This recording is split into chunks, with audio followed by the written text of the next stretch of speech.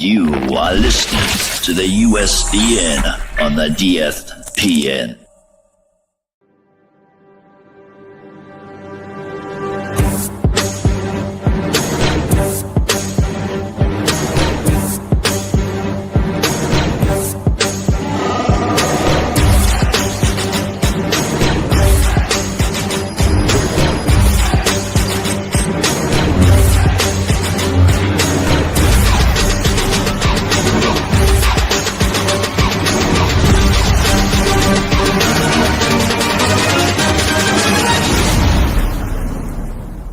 It's a trap!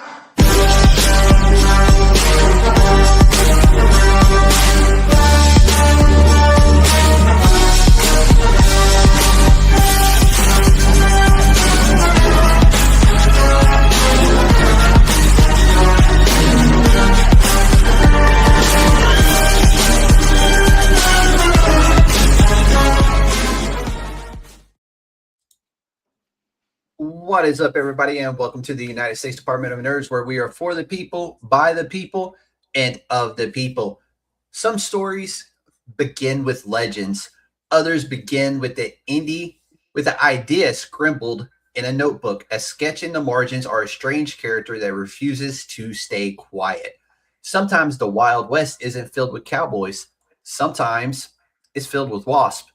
Tonight on the USDN Podcast, we step into a strange frontier, a buzzing frontier where creator imagination meets indie comics grit. A world called Once Upon a Hive in the West, a place where creator David Bidds is building something from the ground up. Not just a comic, but a label, a place called Disco Punk Comics. Tonight we talk about the journey of making comics independently, building a creative collective, and bringing a bizarre Western world to life. This is the story behind the Hive. The Council of Nerds is now in session. DK, welcome to the USDN. Hey man, welcome. I'm glad to be on, buddy. So we got a little carried away, everybody, before we got started with a conversation we were having about ethical use of AI, which this comic does not have. We're just putting that out there. We were just having a conversation. We got carried away. We do apologize for that. But DK, let's start at the beginning, right? What first pulled you into comics as a creator? It's I read my first comic when I was like 8 or 9. My buddy, his birthday party, got an issue of Blade, and I had a nightmare. Nice. And I did not start reading comics then. I was at a buddy's house in high school, and I read a random issue, and I don't remember it being a good one, of Invincible. And so, funny, I've been writing for a while. I've had daydreams and stories for a while. This may be basic to admit, but when Amazon started coming out with Invincible, I watched the first episode, and I was like, I've read this before.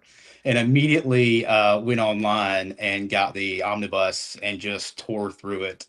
And from then I was hooked. I was probably 26, 25 at the time. Yeah. Followed it with everything Kirkman. Got to. Must read for everybody, in my opinion. It's such a great intro, and then you're already into such a great label with Image. And then if you go back in time with Image, and I think I've heard you talk about this on your other podcast, I won't regurgitate it too much, but the glory days of the Max Spawn drew me in so much. Yep. It blew me away that y'all were willing to read so much in a comic back then, and reading Spawn or the Max. There's a lot of verbiage. But anyways, I was hooked. I've always written short stories and little novellas, tinier stories and whatnot. But I've been daydreaming of massive stories for a while.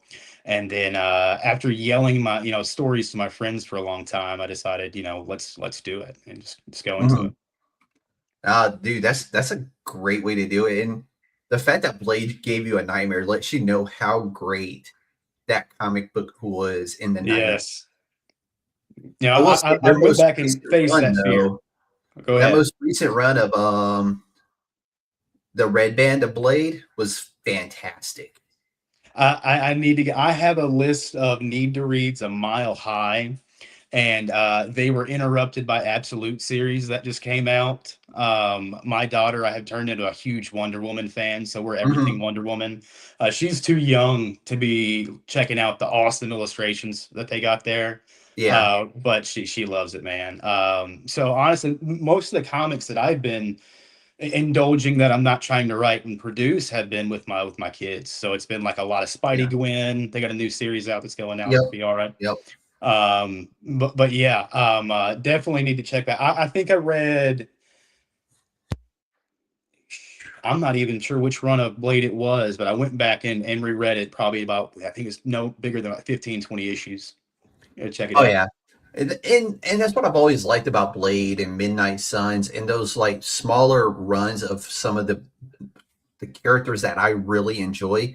They get maybe 10 or 15 issues and that run is done. And then it Yeah. kind of goes dormant again for about 5 or 10 years, and then it pops back out onto shelves again. And honestly, I like that because it doesn't wear you out on the character. Yeah. No, I agree. It was funny when I started getting really big into comics and going to comic shops. Um, the 1,000 different issues, and this I don't get yelled at because I'm a younger guy here, but the 1,000 different issues of X-Men that I needed to go into, all the different Avengers, all the different Yeah. DCs. I've found when it comes to Streamline, I'm more of a DC guy in the first place, and I really have stuck to those.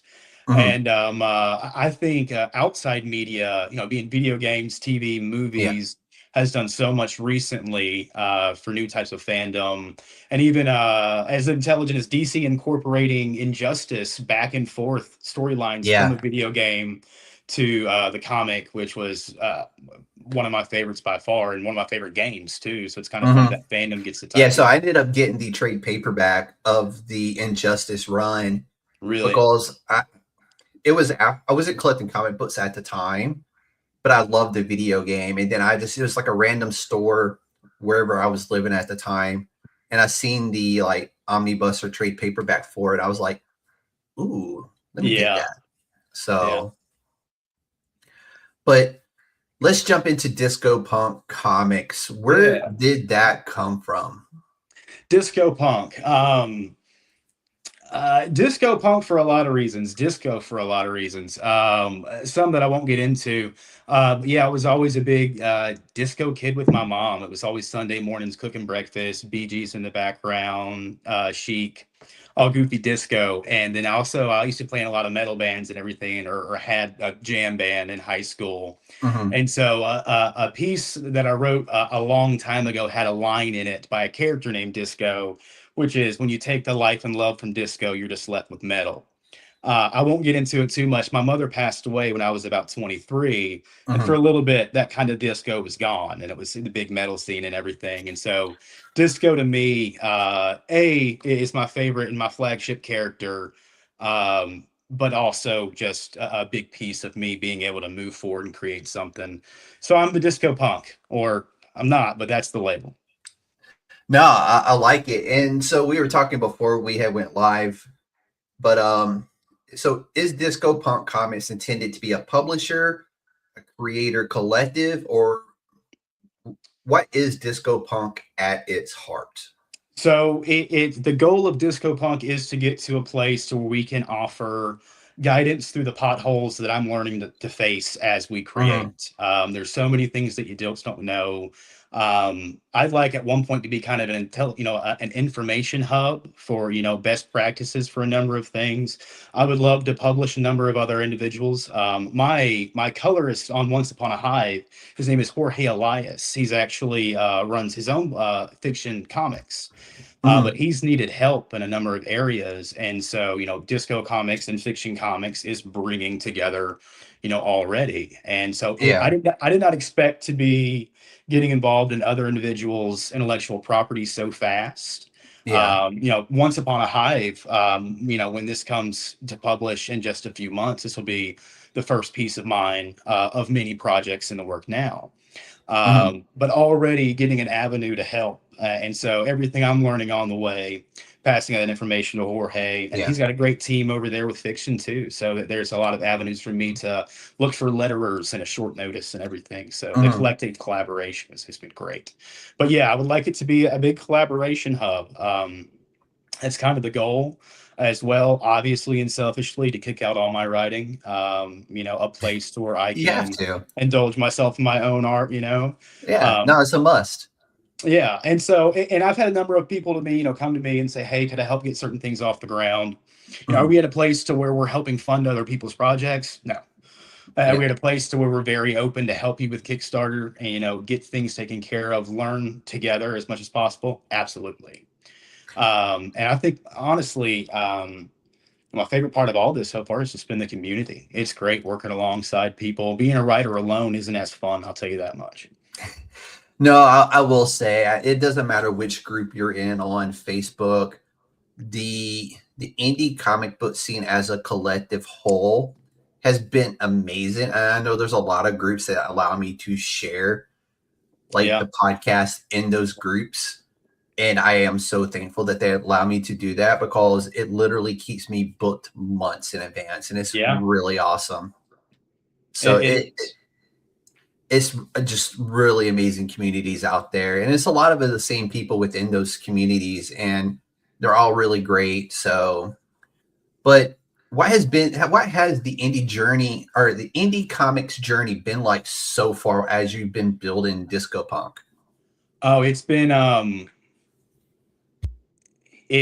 excuse to learn something. It's been learning that you've got a lot to learn and you're gonna keep learning. It's been great. It really has. I look at it two ways. I kind of got one kind of goofy analogy. One is you're kind of going down a road, and like I said, the potholes that you're going through. There's a lot of bumps. There are other Hey man, people where have been you on live, that there road. are plenty of them. Yeah. So listen to the people that have driven to that road before. That's a big piece. But my biggest analogy, though, is sometimes you're swimming in the waters you don't know. So it's like you're swimming, you got your head down, and then you touch a buoy, then you look up and you're like, oh gosh, look how far I've come.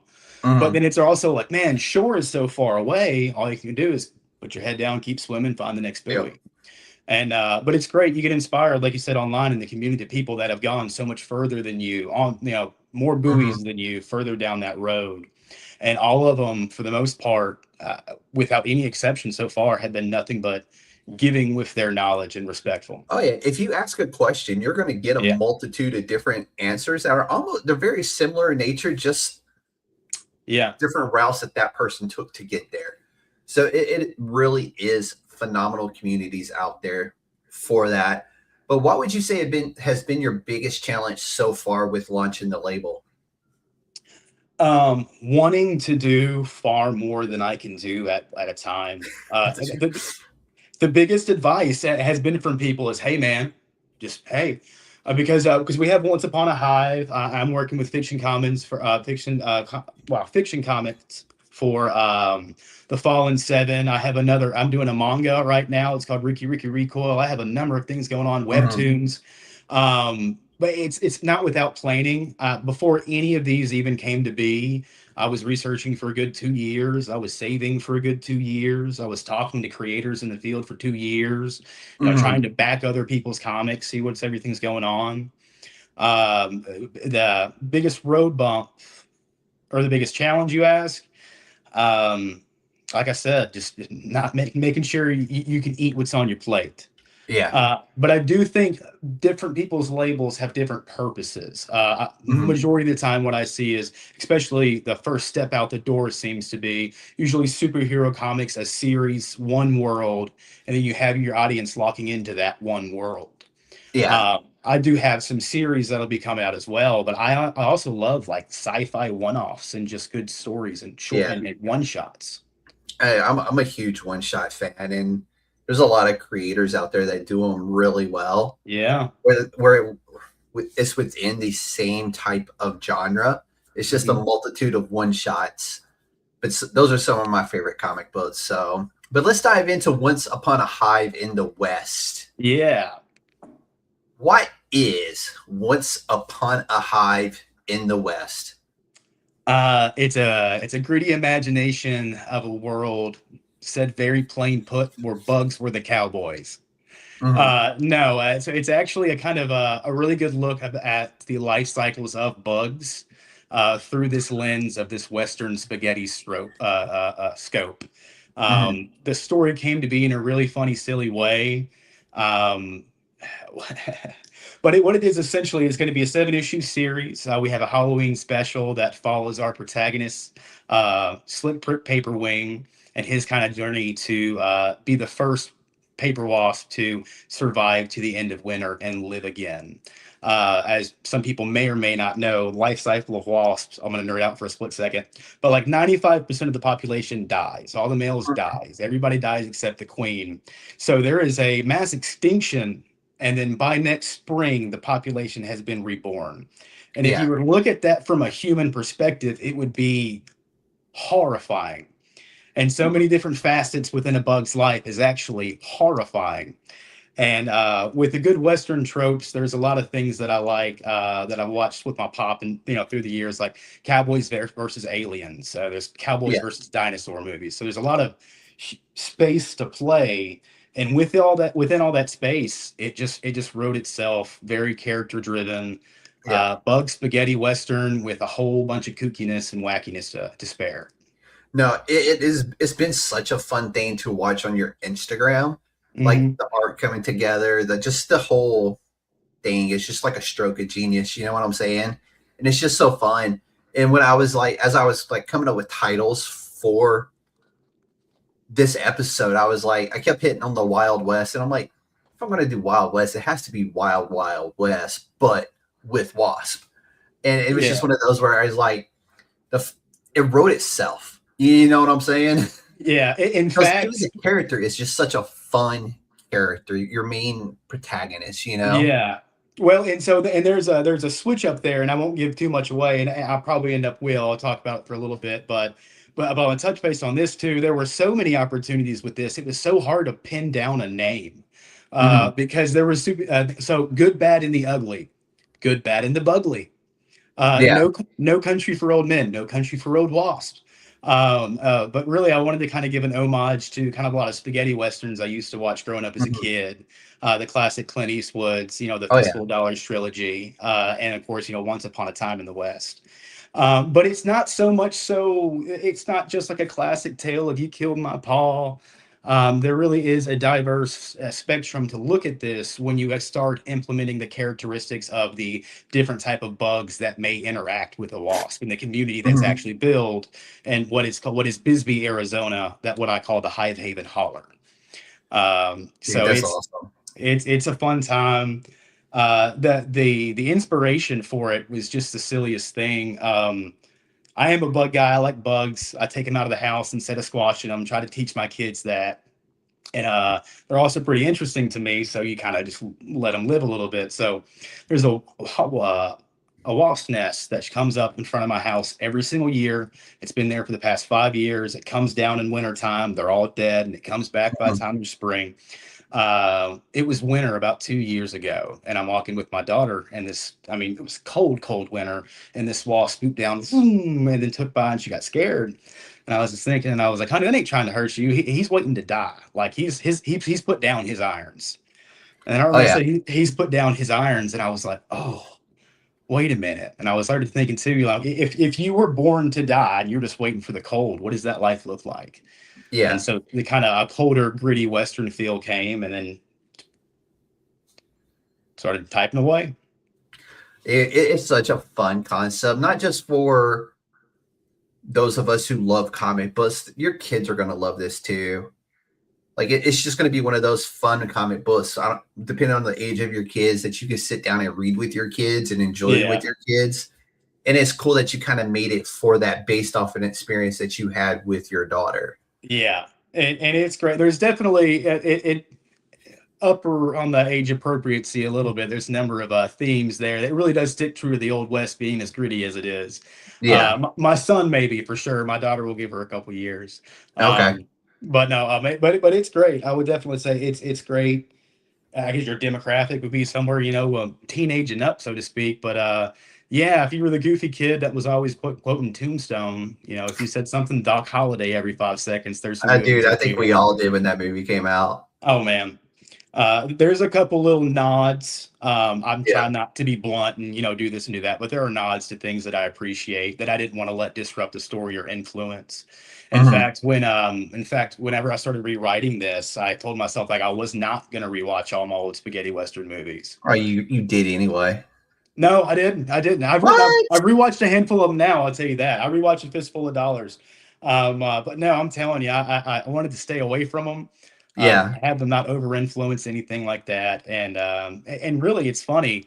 It's a western through and through, but the Mhm. storyline is really just inspired by random bug facts that make Yeah. for just really cool content.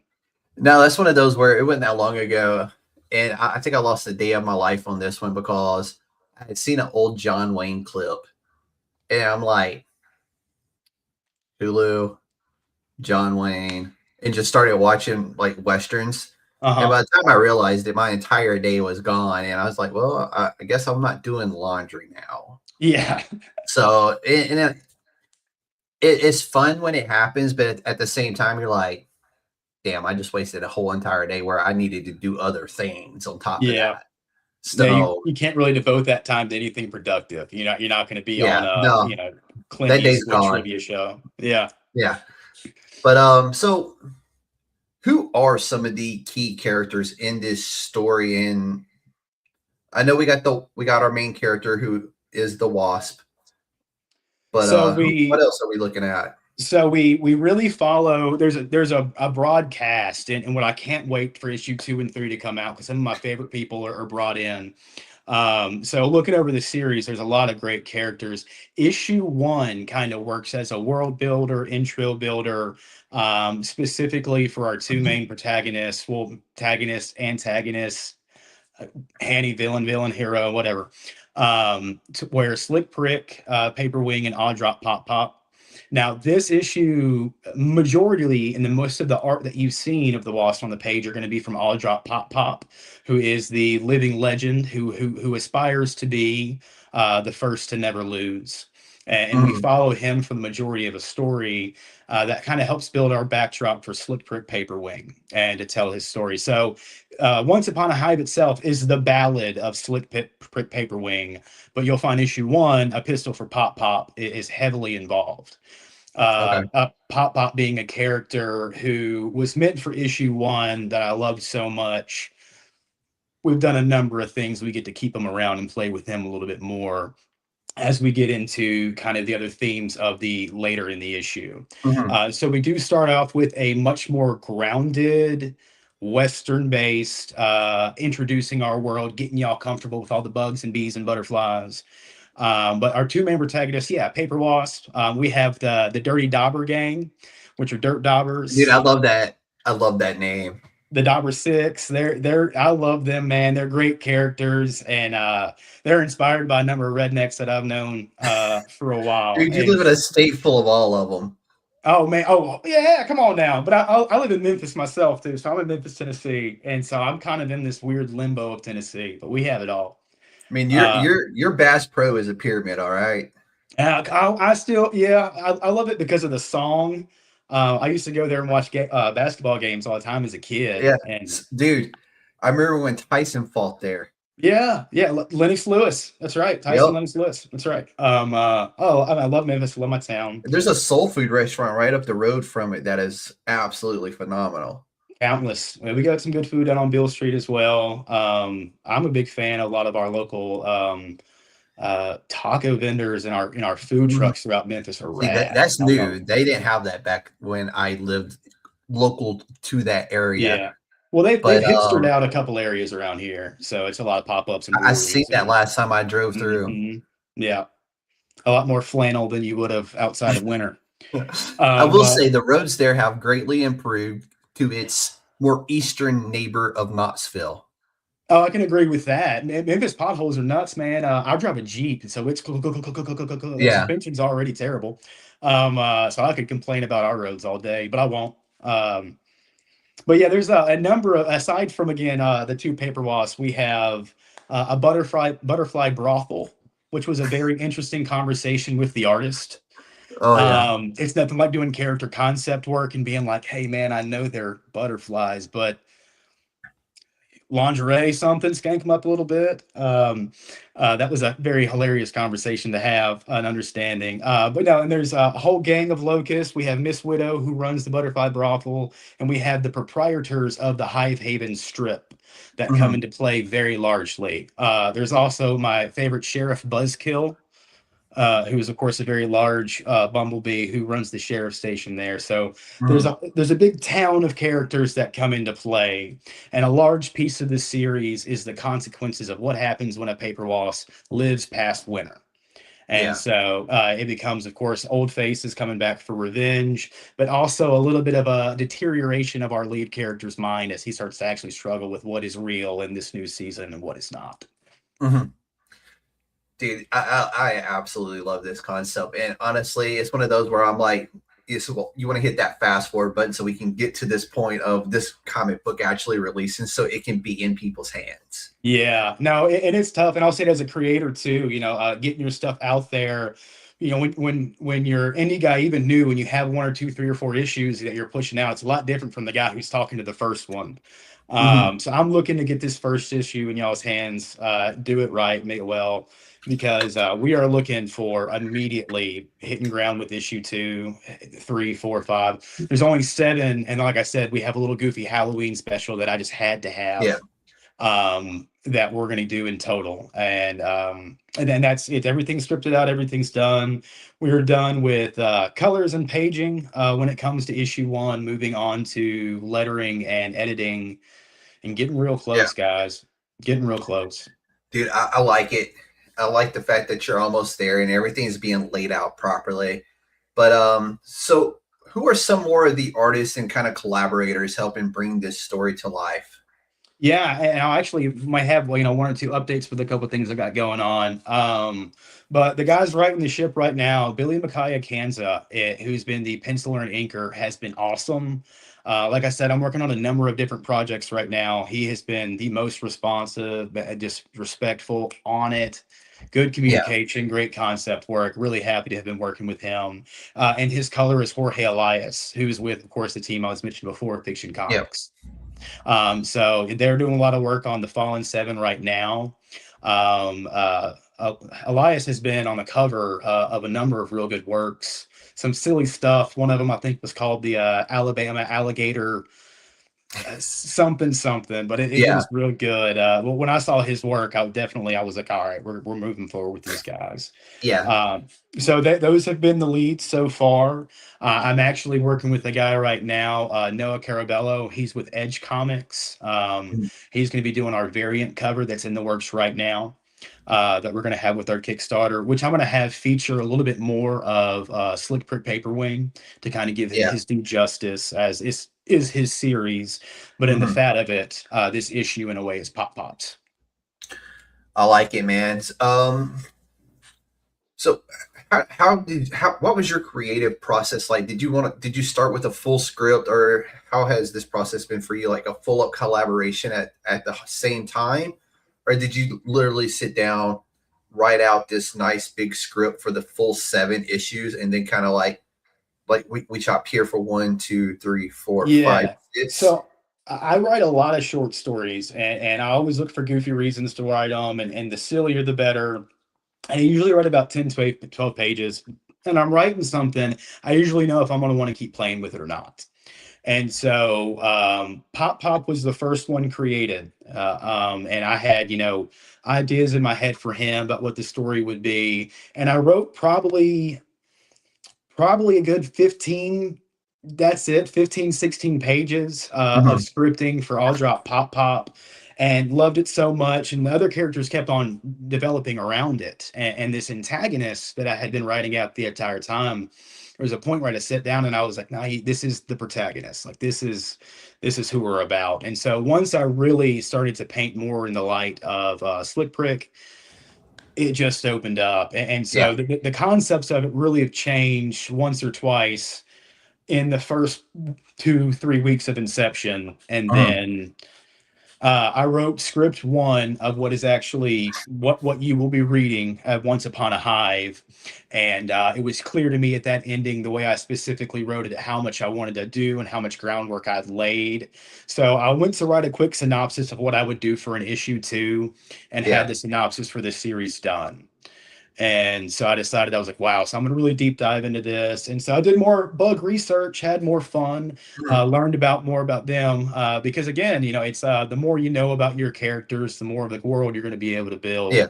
And, the palette of who these characters were right there in everyday kind of silly things and just personified by who they would be almost in the Wild Wild West.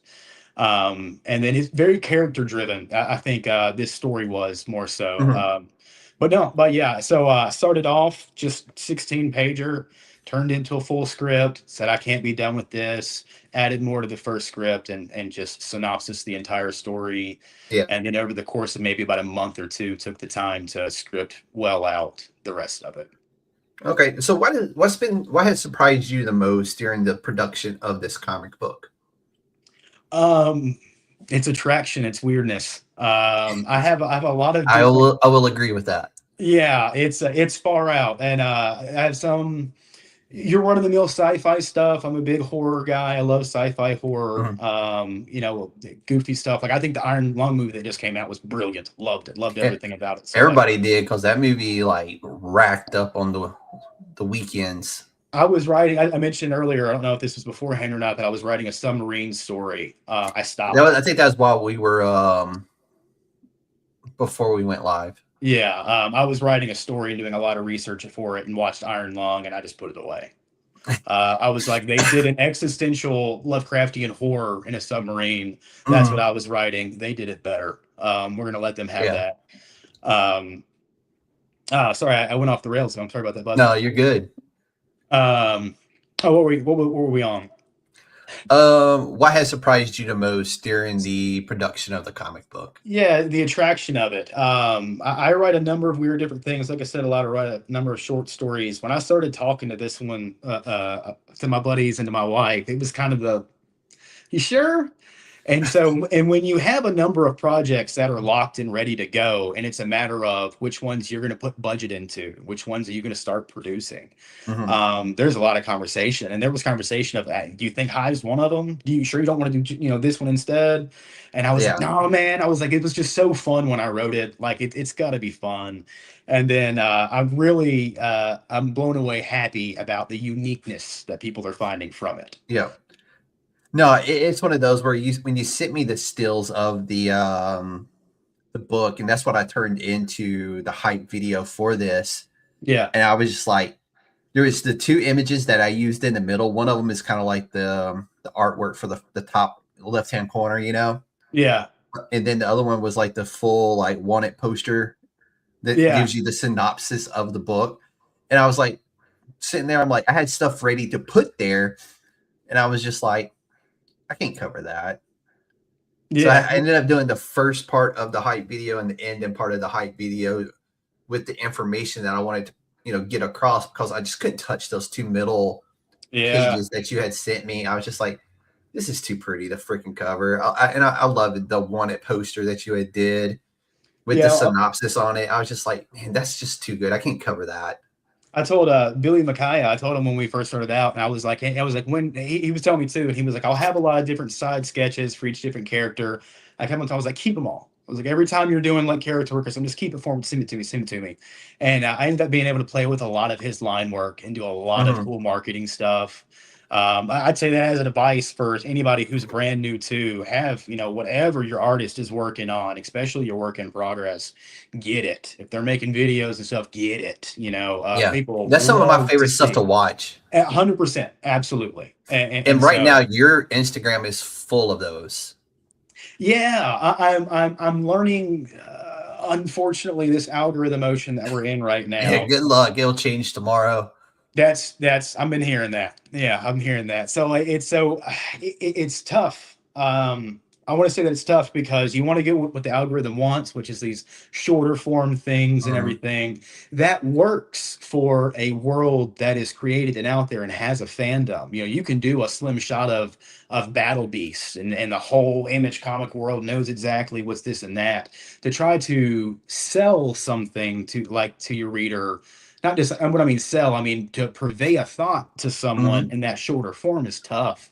So I'm actually going to be looking to see what I can do about, I don't know, changing things up. But yeah, I love making the videos and reels, man. They're fun.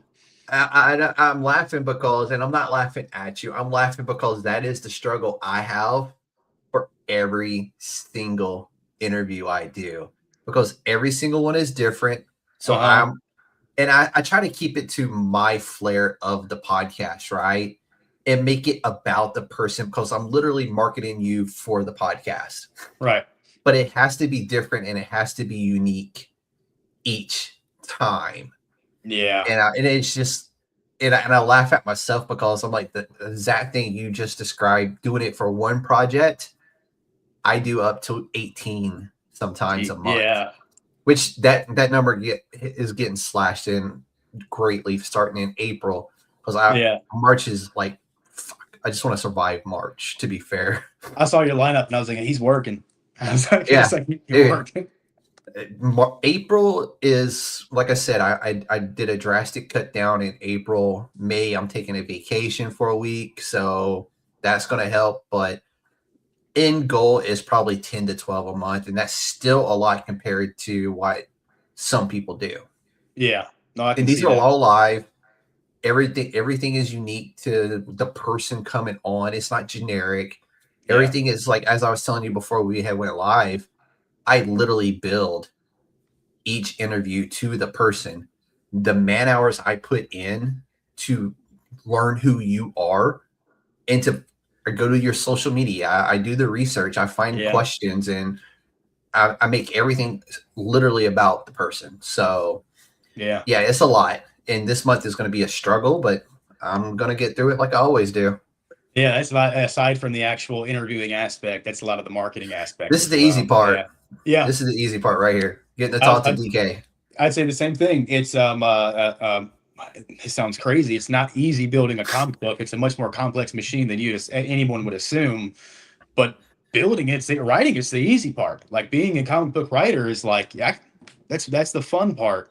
Getting involved, and I want to thank too, like a number of creators out there that have set the tone for it, made it, yeah, more acceptable, more common to get out there and promote your stuff, the Kickstarter style, the social media style, Mhm. because, few of us, I think, would have ever have, gone on, put our face somewhere and started talking about something, put ourselves out there, Yeah. been aware how big the marketing and social media aspect is to the entirety of the project. And yeah, you're right. This is creating, and having fun collaborating. That's the easy part. Oh, 100%. So you're working in an indie space where creators often wear multiple hats. What advice would you give to someone who wants to start their own comic? Um, my dad gave me advice in the beginning of this when I asked him a question about something, and he told me it takes a wise man to understand that sometimes someone else can do it better than you. And I mean it. And I think what I took from that is I aspired to do all my lettering. I aspired to do a number of different things myself. I'm gonna hand over lettering. I just did hired a guy just a week and a half ago, to Mhm. go ahead and get started on a number of things for the lettering, because I'm taking a look at the quality that Billy and Jorge have provided for me as an illustrator. The quality, not to toot my own horn, that I feel like I've given this story. And do I want to debase that by, let's see if I can do it. Yeah. And there are things, and I have webtoons, and there I'll be practicing lettering, and I'll be trying to be more Yeah. professional about how I go to do so. But do I really want to have a lower quality lettering? It's going to look terrible just because, like, I really want to do it myself. I want to do it Mhm. myself. The guy I just hired is going to do it a lot better. Yeah. Yeah. And so I would say, there's a handful. I would give you 1,000 pieces of advice if you're a new creator. But aside from that one thing, I'll say just do it. A lot of this is just throwing stuff into the sky and being surprised. What I'm not saying throwing spaghetti and poor quality at the wall. I'm saying just being brave enough to just do it. We live in a world where people think that like somebody's a famous writer because they're a famous writer. They were born to be a famous writer. Majority of the famous writers had normal jobs. The greatest writers you've ever known have the greatest jobs. Greatest artists you've ever seen had normal jobs. Don't sell yourself short in an art space. Just do it. Don't ask permission. There are no rules, literally none, aside perhaps copyright. But like, there's none. Just do it. Nike. Yeah. Yeah. So, it's funny is like that goes back to when you're building a business or a brand is to surround yourself, with people smarter than yourself. Because if you're the smartest person in the room, you've already fucked that up. You know what I'm saying? Yeah. Yeah, absolutely. So, I've said this for a long time too, and I've worked in a number of different things. I won't get into what I've done career-wise and everything, but the best resource in the world will always be another person who's done something before. And I'm telling you this as a reader who I'm telling you this as somebody who uses Google. I'm telling somebody who looks for things for advice. A person in front of you will always be a better resource. Talk to these people that have done it before, listen to their advice about Kickstarters, about story writing, about not getting overly involved in things you don't want to get overly involved in. Be receptive. And when it's your turn, teach somebody what you can. Yeah. So I can't remember if we talked about this. Actually, no, we already talked about this. This is one of the first things we talked about was the community for indie comics today. But so we'll scroll over that one and go to this. What role do you think social platforms play in building an audience for comics like this? I mean, right now it's huge. To be honest with you, I can't imagine how you guys would have gone about it beforehand. Look, we don't live in a day and age where people have thousands of dollars to pay artists to do this unless they have some type of budgeting or getting crowdfunding or anything. I don't really understand how like 90s indies guys would have got off the ground. The bigger guys that we respect and know that we call indie like Image were founded by people that were already very successful in a very successful industry. I think it plays a massive role. I never once thought I didn't get on Facebook before I started comic books. I didn't get on Instagram, TikTok, or anything like that. I felt old asking my friends advice about how to build a TikTok and do all this and do all that. But it's paramountly important. It's very important, which does kind of sting to say that there is an extent to where creative community is being there is an algorithm, there is a madman science behind something you really don't have that much control over. So again, advice to new people: learn it. You're gonna have to, start treading this water because it's part of it. It's part of it. Social media has been wonderful, and don't take it slow. Your brand will grow as you do. When that moment is right, it's gonna hit the right way, and you're gonna find your audience. So, but what else is coming for Disco Punk? Oh man, probably more than I should. So we have Once Upon a Hive, and we're ready for issue 2 ASAP. Ricky Recoil is a very fun manga that I've been working on. I originally did not want it to be a manga, and I even said when I was like looking and listing for an artist for this, it's not going to be that guy. And some guy sent me something. I was like, yeah, I can see that. And I was like, man, it just really changed the way I looked at it. But Ricky Recoil is going to be great. I said when I first started that I didn't do superheroes. Sorry, I'll be right back. I got to check something. Oh, you're good, Buff.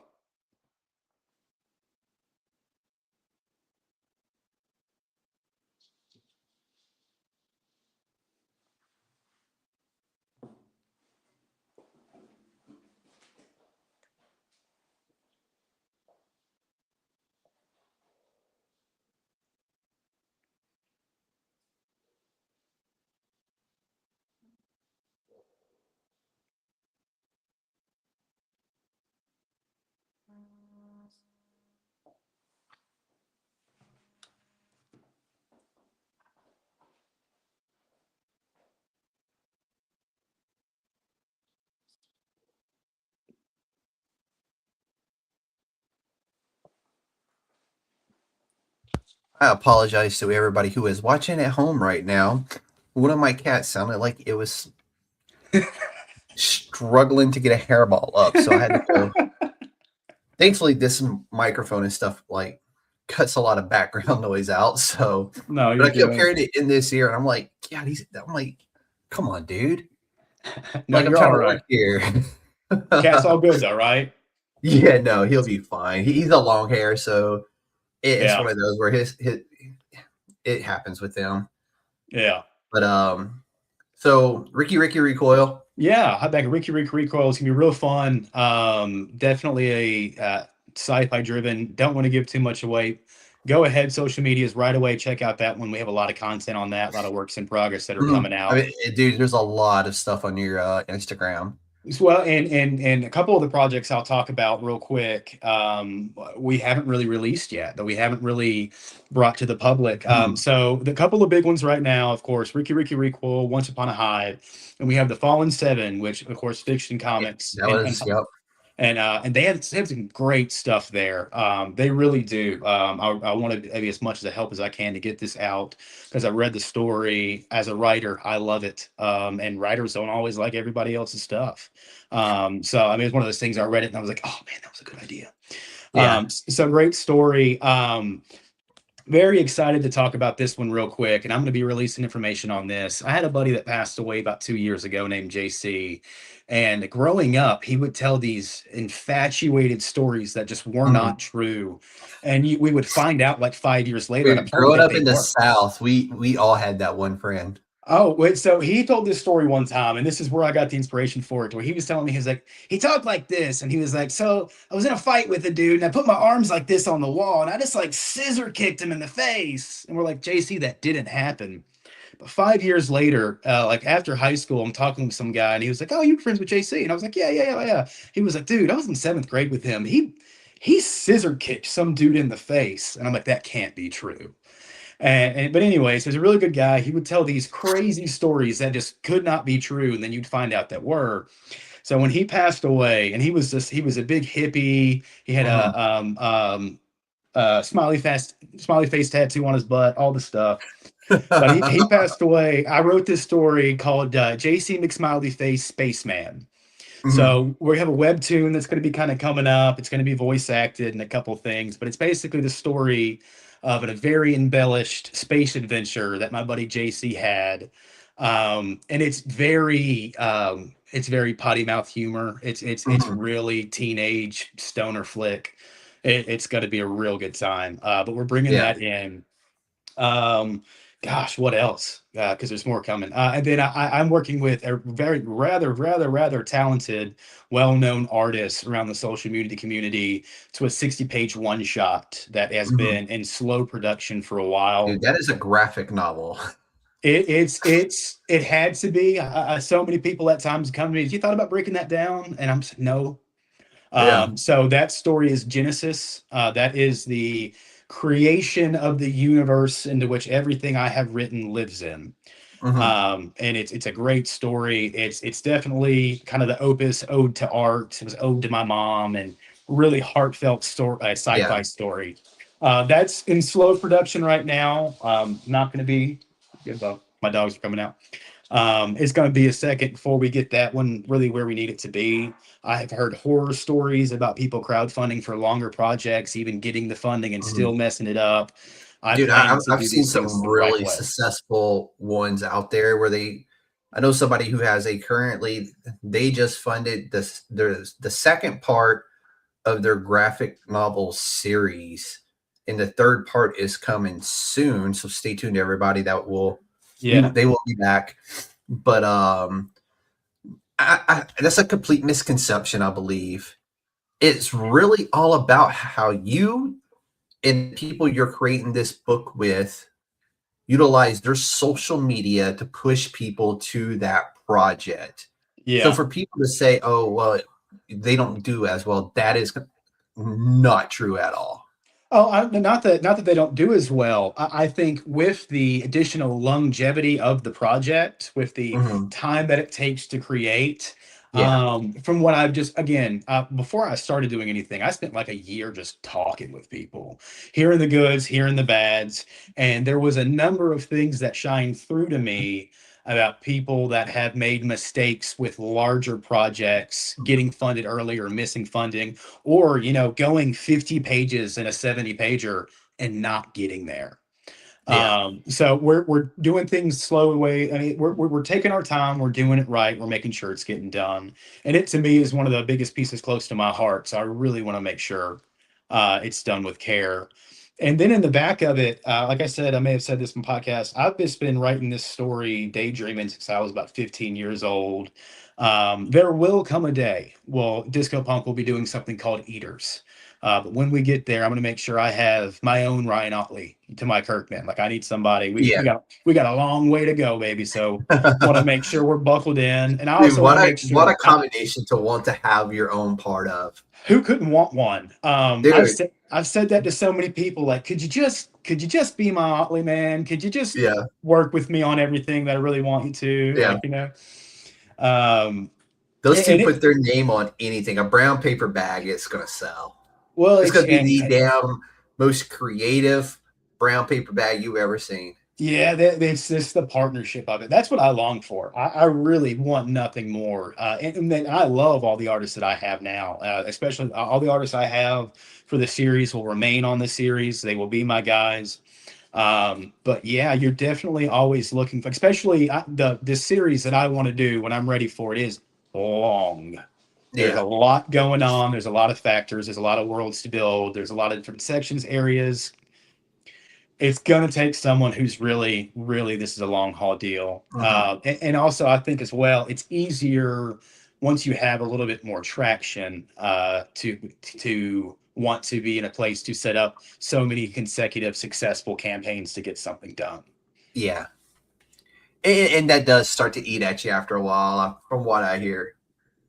Yeah, I can imagine. I'm fresh. I'm real green. Hey, I'm learning every day I go. I'm coming out swinging with a lot of stuff. I've done a lot of research, but I also do understand, man, there's just so much to learn. And so, like I said, every different street that I'm on, there's a new way to cross the street every time. And so there's a lot of you ask, what type of hats, what type of roles do you play?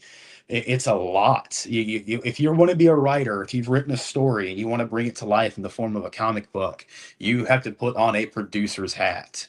I've worked in management for the majority of my life. Managing an artist is a very different thing than managing somebody who's employed by a company you also work for. And there's a lot of there are artists out there that work at different paces, and you got to learn different personalities, who's going to work with what, how things are going to go. So yeah, you wear a manager's hat, a producer's hat, a funder's hat, a marketer's hat. Get ready. So all worth it. I feel that. Mega worth it. But get ready. You're having some fun. Oh yeah. So what do you see as your long-term vision, not just for the label, but let's say 5 years from now? How would you define Disco Punk success? 5 years from now, I kind of know what I want in 5 years from now in 3 categories. As for me, DK Biggs, I in the next 5 years want to continue to learn illustration so I can maybe one day start working on my own variant covers and attributing to my own illustrative. That's my 5-year goal, is in the next 5 years. I've been working for the past year or so. I'm still trash. Probably still going to be trash for 5 years, but I'm having fun. For Disco Punk Comics itself, I want to see successful traction for the series that I have here. And I want to become, again, somewhat of an information hub or a community, Disco Punk as a community for people to learn how to do this right, find people to collaborate with. I'm inspired by a number of people. In indie comics, you'll see some guy who's lone wolfing it and trying to get everything done and freelance and everything. And then you'll come across every now and then teams. And doesn't everybody long to be a part of one, Oh, yeah. So I would love to cultivate and continue growing my room of artists and teammates, and then more letterers, editors, and just more people along the way. So I can sit back, write, produce, and have people that have their own hats that are helping me out. That'd be nice in 5 years. Don't blame me there, man. I think that's the ultimate goal for not just you, but a lot of creators out there, even for guys like me. Like, I would love to be able to get to a point where I write the interview, I do the interview, I then take said interview and I slide it over to my guy over here who he mates my clips and he does my social media, and I can just focus right here where I want to be. Yeah. Well, and two, So, and I'll say this as the aspiration, and I'll make it quick. I know we're probably close on time. you're good. You know, when you look at some of the success, again, indie is a very broad term. When you look at people that are like Dark Horse or Image or anything, they do have teams to where a writer's doing this, a penciler's doing this, an inker's doing this, a colorist is doing this, an editor's doing this. You'll find yourself when you start out, more roles and responsibilities come to a smaller team. So if I were to aspire to get to one of my favorite series that I really can't wait to show to the world, it's going to come with a team. Because you need to consistently be releasing issues, not to lose too much of the track mind of the viewers and fans. No, once you got something good going, you want to keep it going. Yeah. Otherwise, you lose the traction on it. Nobody knows DK, so if that traction's gone, it's gone. You may not get that back. Whereas a Robert Kirkman takes it like, hey guys, I need to take a 3-month break from writing this series. Yeah, I will be back. He pops back up in 3 months. It's like he was never gone anyway because his name is Robert Kirkman. Right. Yeah. Oh, yeah. Oh, and then there's a number of writers that work under him to do this and do that in those worlds too. And I'll also say this, and this is maybe because I did not. Luckily, with the research I did not share this delusion, but I've had a number of people that I've seen either come to me or I've posted online and whatnot. If you're a writer, if you've made the idea, you're going to have to budget it. You're going to have to figure it out. Like you're not gonna put a script on Facebook and Dark Horse is going to be like, all right, son, let's make you a star. Like, get ready. Like, so, you be aware that that's part of it. Artists don't want to work for free. The idea can be they're not going to either. Yeah, exactly. The idea can be the greatest thing in the world.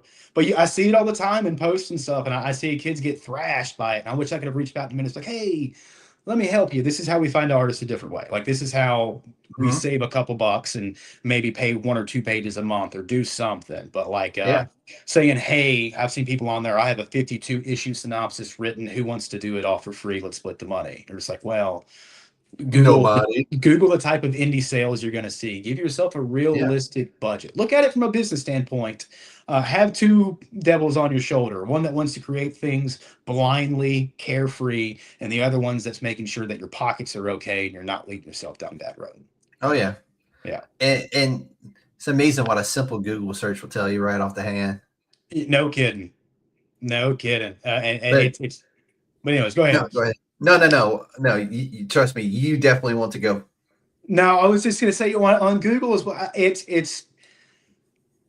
There's a number of things so as a writer and a producer, you are going to look at things very differently from other people that are in the market that are more so freelancers. I heard somebody say this. I don't entirely believe this, but to an extent, some comic book artists are there to draw pages, not to create books.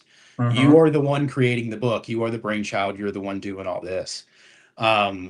Be very aware of that concept that like I'm not sure where I was really going with this, but like, so I think I know where you're going with this. So what you're trying to portray here is, or purvey, some artists have to have their hands held. And what I mean by that is you give them your story, but they need more than that. They need to know what your characters are looking at. For instance, if you have a character facing this way and you want them to be looking at something specific on that screen that way, they want you to tell them, are they facing east? Are they facing west? Yeah. Are they facing north? Provide your artist the guidance that you're looking for. Don't just give them the story. Purvey your idea to that artist so they can interpret your story and your idea and your thought the way that you intend it to be. Because you can unintentionally allow an artist to change your story entirely. And that's a fact. And it's not a slight to them. It's just that this came from your brain. They are translating like and so that's a big piece of it. But yeah, it's just go out there, meet people, be respectful, also be aware, especially depending on where you're finding artists. If there are scams. Yeah. Always plenty of them. It's a whole world out there, no matter where you are. Contracts. Yeah. Google Docs will create simple contracts with signatures that are legal.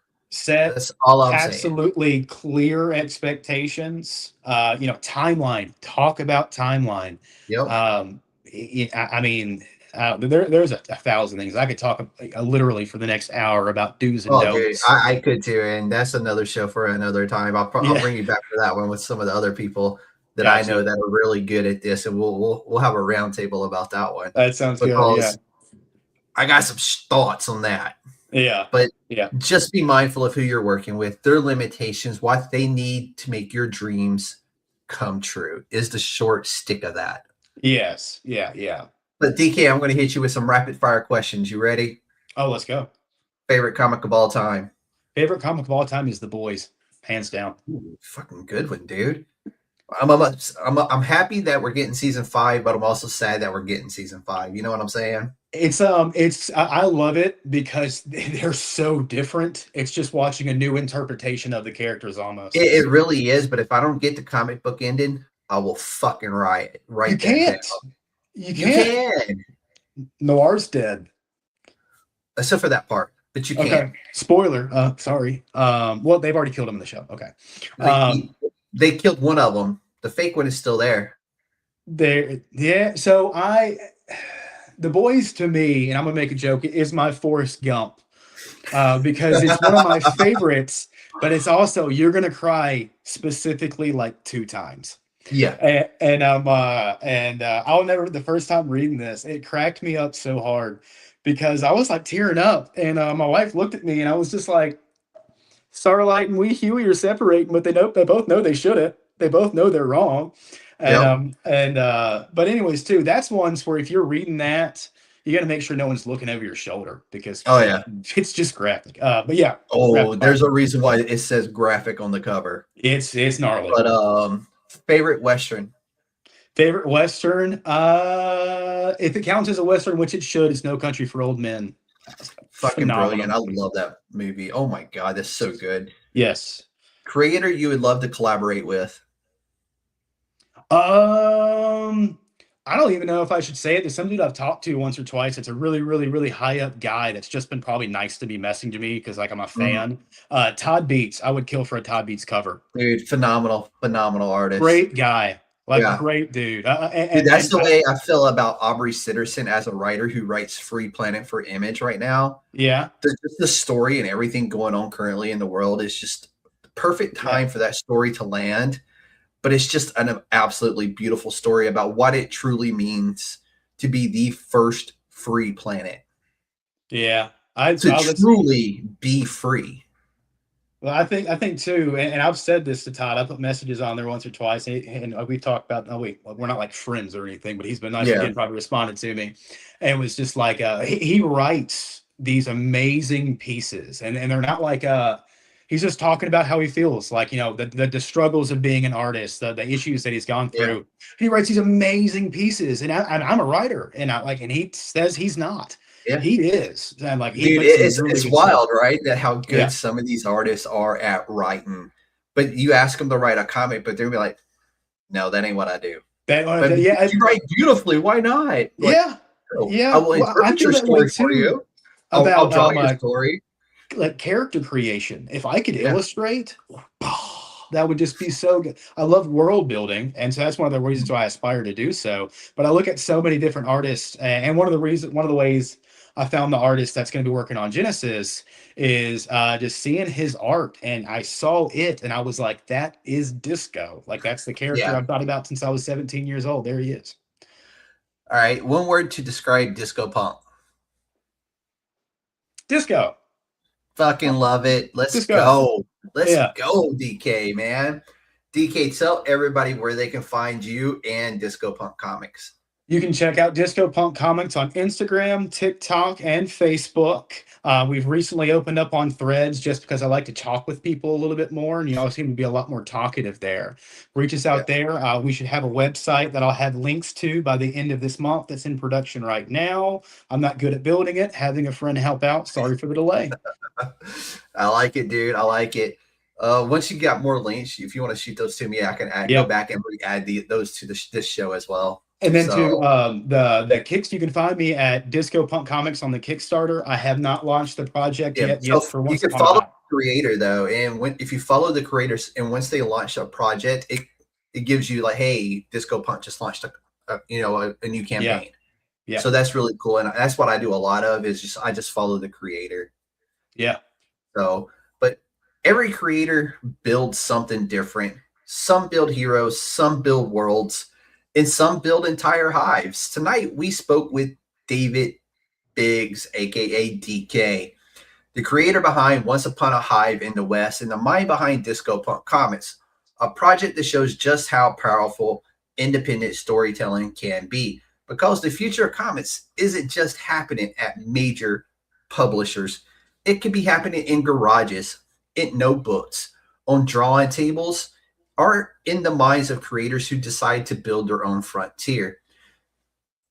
If you've enjoyed this conversation, make sure to subscribe to the USDN podcast for more creator interviews, more indie comic spotlights, and the stories from behind the panels. Ladies and gentlemen, this has been the USDN podcast, where indie comics come to life. The council is now adjourned. Y'all be safe out there. yeah. Take care, guys.